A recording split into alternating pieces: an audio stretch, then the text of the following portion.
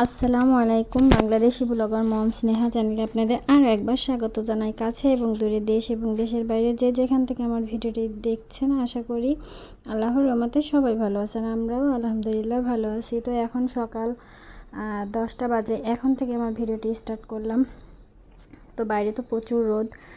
সকালে কাজ কিন্তু করে নিয়েছি, আর এখন এই যে ছাদে আসছি এই যে করল্লা গাছ দেখতে। তো গাছগুলা কিন্তু আস্তে আস্তে শুকাই যাচ্ছে, আর মাশাআল্লাহ অনেকগুলাই করল্লা ধরেছে আর কি। তো এই যে এখনও কড়ি আছে, কিছু কিছু ছোট ছোট কড়ি আছে, এগুলো কিন্তু ওই যে গুটি করল্লা বলে, সেই করল্লা। আমি ভেবেছিলাম হয়তো লম্বা করল্লা, কিন্তু না, এটা গুটি করল্লা। আর এই যে আকাশের অবস্থা এত সুন্দর দেখা যাচ্ছে, আকাশটাকে মনে হচ্ছে পাহাড় আর পাহাড়, মানে খুবই, এই দৃশ্যটা দেখে খুবই ভালো লাগলো। তো দুঃখের সাথে একটা কথা বলতে চাই যে আমার চ্যানেলটা আমি 2 দিন আগে ভিডিও দিয়েছিলাম দুটো, তো সেই ভিডিও দুটো রিমুভ হয়ে গেল কেন আমি বুঝতে পারলাম না। তো তারপর থেকে কিন্তু আমার ভিডিওতে কোনো ভিউ আসছে না, এই জন্য আমার খুবই খারাপ লাগছে। আর এই যে মানে মন কিন্তু একদমই ঠিক নাই, মানে একটা চ্যানেলে কিন্তু আস্তে আস্তে যখন ভিউ আসে তখন কিন্তু অনেক আনন্দ লাগে, অনেক খুশি লাগে। তো পরে হঠাৎ করে যদি সেটা না হয় তাহলে কিন্তু খুব কষ্ট লাগে যে এত কষ্ট করে ভিডিও তৈরি করছি, সেই ভিডিওটাতে কোনো ভিউ আসছে না, মানে কোনো হয়তো ভিডিও ভালোভাবে আমি প্রেজেন্ট করতে পারছি না। এর কারণে কি আমি বুঝতে পারছি না। আমি তো ইউটিউবে খুব একটা ভালো বুঝি না, তো জানি না কেন কি হচ্ছে। তো এই যে সকালে কিন্তু আজকে বাজার করে নিয়ে আসছে, আর এদিকে কিন্তু আমার রান্না বান্নাও কিন্তু আজকে একটু দেরিতেই হয়ে যাচ্ছে। তো সকালে খাওয়া দাওয়া কিন্তু হয়ে গিয়েছে। আর এই যে বাজারগুলো কিন্তু আমি গুছিয়ে নিয়েছি, কিছু চা পাতা নিয়ে আসছে, আর এই যে রসুন নিয়ে আসছে, কিছু সবজি নিয়ে আসছে, আর এই যে মুরগির ফিড আছে, মুরগির ফিড নিয়ে আসছে, আর 2টা ড্রাগন নিয়ে আসছিল। সেই ড্রাগন 2টা আবার আমি মেয়েকে কেটে দিয়েছি। তো মেয়ে ড্রাগন খুব মজা করেই খাচ্ছে মেয়ে।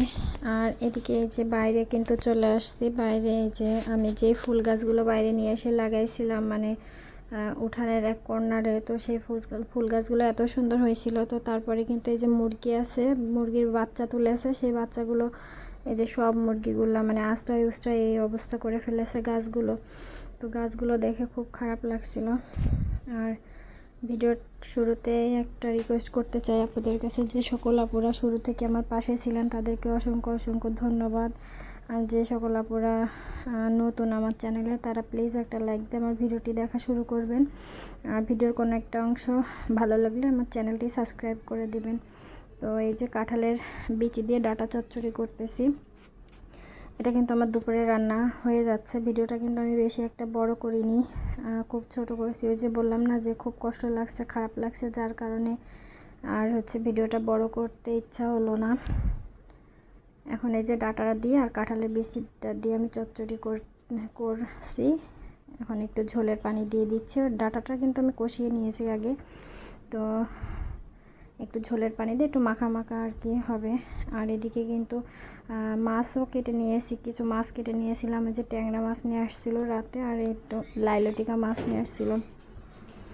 তো সেই মাছটা আমি সকালেই কেটে নিয়েছি, যখন 6টা বাজে তখন কেটেছি। যে এখন কিন্তু মাছটা আমি ভুনা করব। তো লবণ হলুদ, এদিকে ডাটাটা রান্না করে রেখে তারপরে লবণ হলুদ মাখায় রাখছিলাম আমি মাছটাকে। তো একটা লাইলটিকা মাছ নিয়েছি, যেটা আমার মেয়ে ট্যাংরা মাছ খেতে পারে না, কাটা অনেক, তাই জন্য। তো এই যে মাছটা আমি ভেজে নিচ্ছি হালকা করে, আর তেলাপিয়া মাছটাও হালকা করে একটু ভেজে নেব। আর মেয়েকে তো ভাজি মাছ খাওয়াই না, তার কারণ একটু কাঁচা কাঁচা মাছই খাওয়ানো হয়, ওর মাছটা বেশি একটা ভাজা হয় না। এই যে মাছটা আমার কিন্তু ভুনা করা হয়ে গেছে, আর এদিকে ডাটাটাও রান্না হয়ে গেছে। তো ভিডিওটা এই পর্যন্তই। সবাই ভালো থাকবেন, সুস্থ থাকবেন, আমাকে ভালোবাসবেন। আল্লাহ হাফেজ।